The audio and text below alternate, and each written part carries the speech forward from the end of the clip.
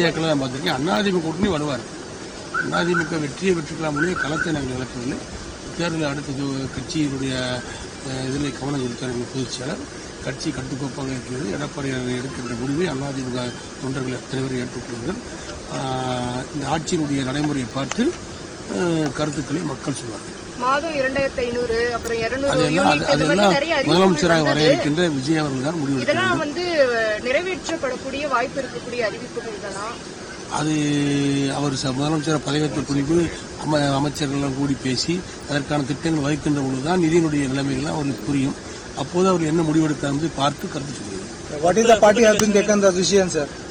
What is the party has been taken decision? தாவேக ஆட்சி அமைய போகுது, எப்படி பாக்குறீங்க?